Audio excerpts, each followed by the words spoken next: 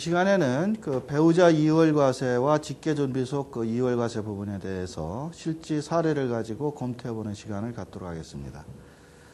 배우자 이월과세나 그 직계존비속간 이월과세라고 하는 개념은요, 예를 들어서 A가 B한테 증여를 했다가 B가 5년 이내에 C한테 양도를 하게 되면 이것을 A, B 부동산 거래로 치면은 이렇게 세금을 계산해야 되는데 이런 방법을 무시하고 한 번에 이렇게 계산하는 방식을 이월과세라고 합니다.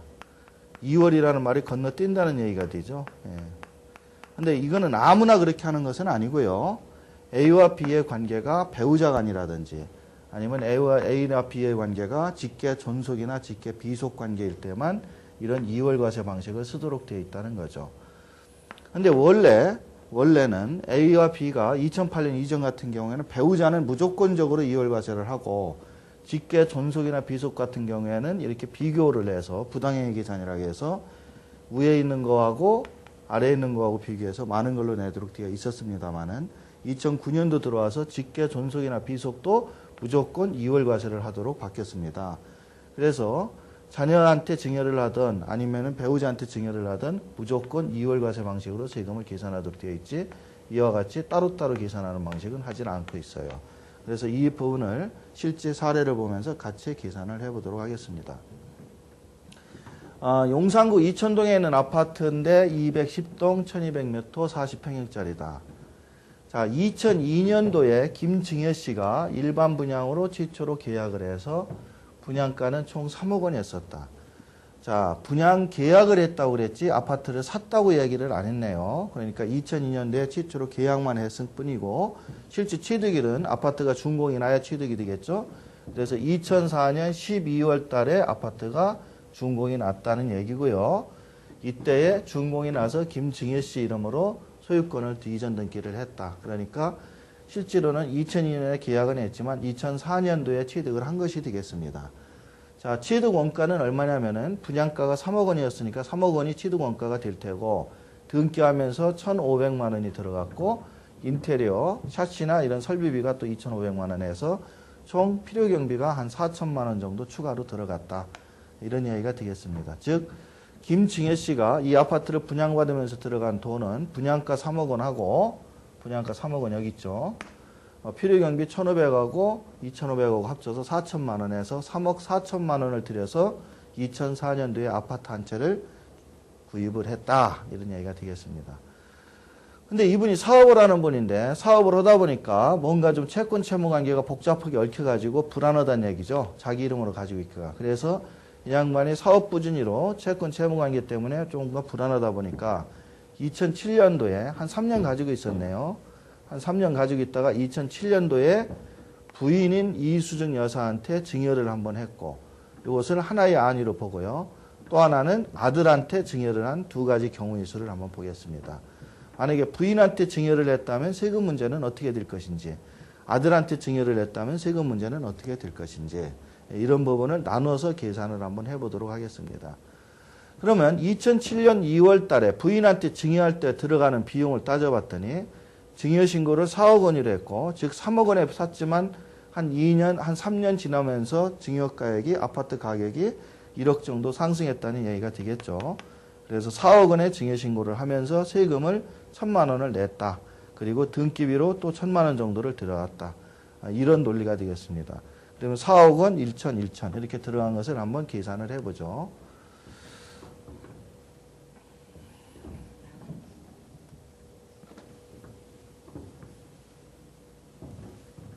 지금 요 위에는 2010년입니다. 자료에는 2010년으로 되어 있을 거예요. 2010년도에 타인한테 매매를 하는데 얼마에 팔았느냐? 8억 원에 팔았다. 8억 원에 2010년도에 팔았다고 가정을 하겠습니다. 자, 2010년도에 팔았다고 가정을 하면은 8억 원의 양도가액이 다른 사람한테 지금 어떻게 됐냐면 배우자한테 이수정 여사예요. 배우자는 이수정 여사니까 잠깐 이쪽으로 보시면 A는 김증여 씨고 배우자는 이수정 여사고 C는 타인이 되는 겁니다. 타인한테 얼마에 팔았느냐? 8억 원에 팔았다. 당초 이 사람이 취득원가는 얼마냐? 3억 4천이다.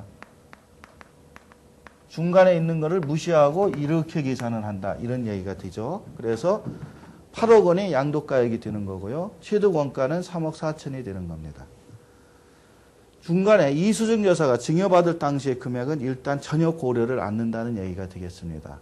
그런데 배우자 이월과세라든지 직계존비속 이월과세에서는 중간에 들어간 이 필요경비 비용을 공제를 하도록 되어 있어요. 증여세라든지 각종 그 관련 등기비라든지 이런 것들을. 그래서 증여신고하면서 증여세를 1,000만 원 냈고 등기비 1,000만 원 깨졌으니까 이 1,000만 원, 2,000만 원을 필요경비 항목에서 공제를 하도록 되어 있다. 그래서 공제를 하고 나니까 양도차익이 4억 4천이 나오더라. 그래서 4억 4천에 대한 세금을 계산하면 됩니다. 그래서 장기보유 특별공제를 취득일부터 따지면은 지금 취득은 언제부터 따지냐면 A가 취득한 날이 2004년 12월입니다. 2004년 12월부터 5년, 6년, 7년, 8년, 9년, 10년 12월이 돼야 되는데 2010년 1월에 팔았기 때문에 5년으로 따져가지고 15%만 공제를 하면 되겠습니다. 그래서 4억 4천의 15%를 6,600만 원을 공제하고요.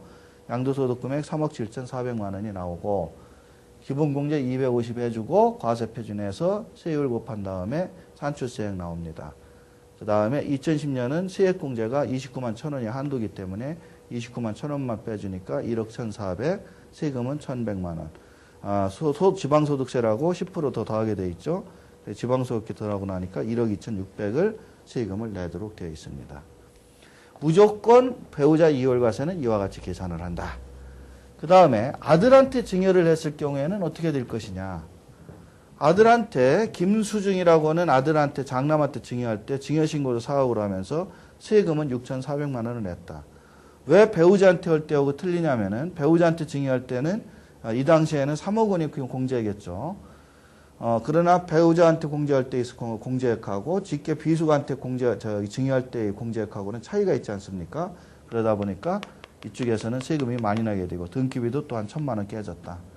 그래서 6,400하고 1,000만 원이 지금 필요경비로 깨졌다. 이렇게 보면 되겠습니다.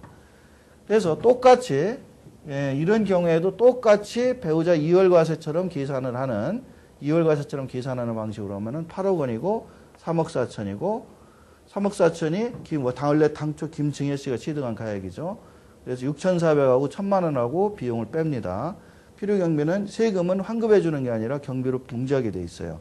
그래서 3억 8,600이고 역시 5년에 대한 15% 공제하니까 5,700만 원만 공제가 돼서 3억 2,800이 과세 소득 금액이 되고 250만 원 빼고 나니까 3억 2,500 세율 곱하니까 세금은 9,900이더라.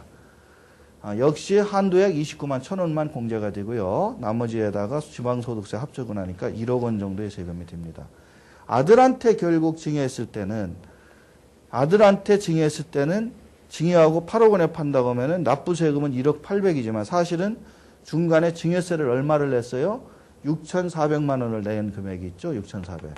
그래서 6,400을 합치면은 1억 6천, 1억 7천 1억 7,200만 원 정도가 증여세까지 해서 총 낸 금액이 됩니다.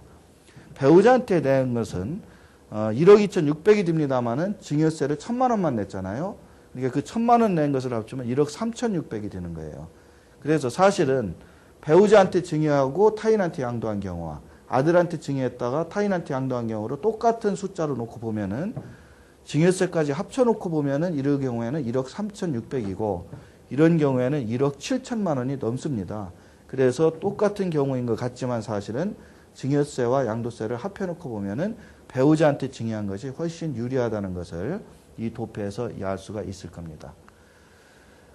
수증자 양도세 개념으로 계산을 한다면 이렇게 계산이 됩니다. 수증자 양도세 계산을 하면 8억에서 4억 빼고 1,000만 원만 빼주고 나머지 세금은 환급을 받고요. 그래서 3억 9천 가지고 장기보유공제는 못 받겠죠. 왜냐하면 장기보유공제 기간이 안 되니까.